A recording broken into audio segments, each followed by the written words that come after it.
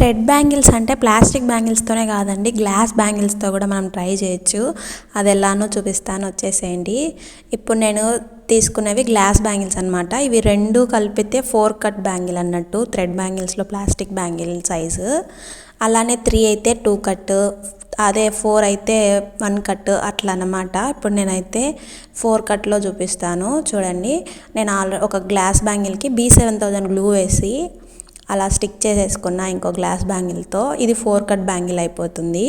ఇలా స్టిక్ చేసుకునేటప్పుడు దాని మీద ఒక ప్రెషర్ పెట్టి ఒక హాఫ్ డే వరకు అలానే వదిలేసినామంటే అది బాగా స్టిక్ అయిపోతుంది. వాటి మీద డిజైన్ కోసం నేనైతే OHP షీట్ మీద ఇట్లా ఫ్లవర్స్ అన్నీ ఆల్రెడీ స్టిక్ చేసి పెట్టుకున్నా అనమాట. ఇలా స్టిక్ చేసుకొని పెట్టుకున్న తర్వాత నేనైతే హాఫ్ డే వరకు అలానే వదిలేస్తా, బాగా స్టిక్ అయిపోతాయి ఊడిపోకుండా.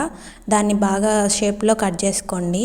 మొత్తానికి ఫ్లవర్స్ అన్నీ షేప్లో వచ్చేసినాయి. దానికి నేను చూడండి, మీకు వీడియోలో చూపిస్తున్నట్టు స్క్వేర్లో వైట్ స్టోన్ తీసుకున్నాను. అదైతే నేను స్టిక్ చేస్తున్నా, వీడియోలో చూపిస్తున్నా చూడండి. ఫస్ట్ అయితే దాన్ని స్టిక్ చేసేసుకొని తర్వాత ఫ్లవర్ని అయితే స్టిక్ చేసేసుకుంటున్నా. ఇలానే మొత్తం ప్రాసెస్ అన్నమాట.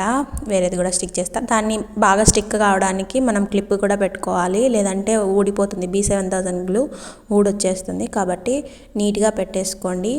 ఇలానే మొత్తం ప్రాసెస్ అంతా కంప్లీట్ చేసేసుకోండి. నాకు ఈ బ్యాంగిల్కి అయితే లాస్ట్లో 2 స్క్వేర్స్ ఒకటే దగ్గరికి వచ్చేసినాయి. నేను స్క్వేర్ని డైమండ్ షేప్లో పెట్టాను కదా, అవి 2 ఒకటే దగ్గరికి, అంటే ఫ్లవర్ పట్టకుండా. సో నేను చూపిస్తా చూడండి. నేను అలా స్టిక్ చేసుకున్నాను. గ్రీన్ కలర్ కుందని తీసుకొని మిడిల్లో స్టిక్ చేసి 2 పక్కన పెట్టాను.